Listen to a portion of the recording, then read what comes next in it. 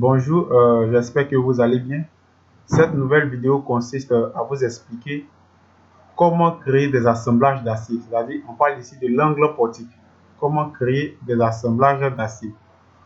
Et pour créer des assemblages d'acier, vous devez tout d'abord vous rendre dans l'option assemblage.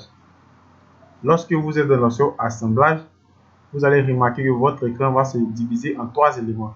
L'espace de travail qui est en bleu et les deux autres qui se trouvent juste ici. Et comment créer l'assemblage d'acier? Vous devez sélectionner les barres. C'est-à-dire la barre 1, excusez, la barre 1 et la barre 3.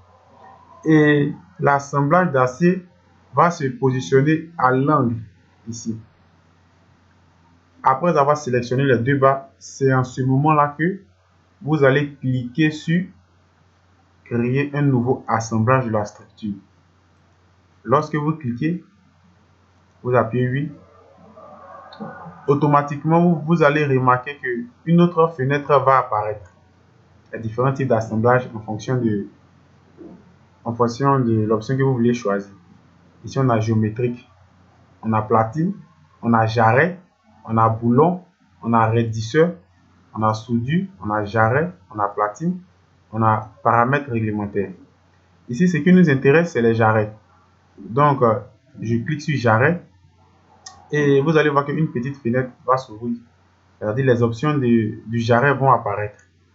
Et ici, pour ceux qui ne savent pas, ici, l'élément qui se trouve juste en jaune, on les appelle les renforts.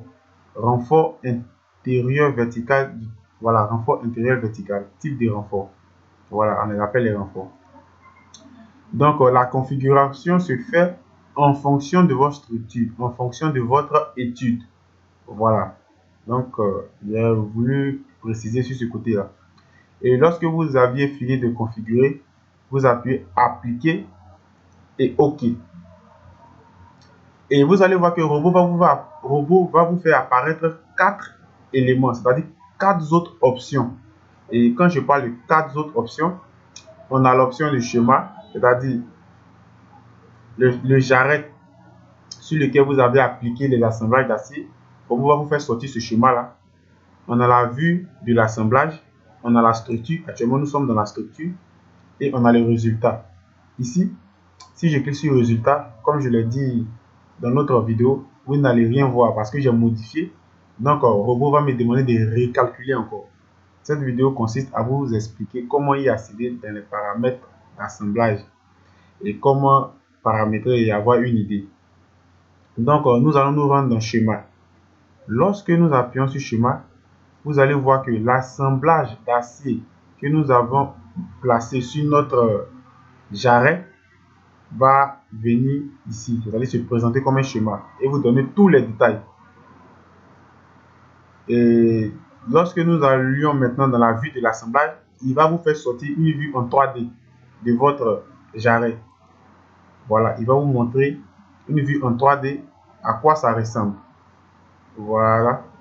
Maintenant, nous allons dans la structure. Nous étions dans la structure au début ici. Donc ici, c'est la structure. C'est-à-dire votre bâtiment, attendez, voilà. Je vais le faire bien. Ici, c'est la structure. Et maintenant, comme je l'ai dit pour les résultats, comme j'ai modifié le calcul, Robot va me demander de recalculer encore.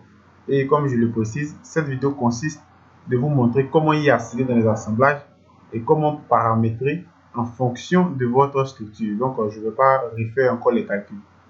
J'espère que cette vidéo vous a apporté un plus. Abonnez-vous, partagez et n'oubliez pas d'être là parce que Robot TV sa fin et vous expliquer la suite et nous allions faire un dimensionnement de structure ensemble.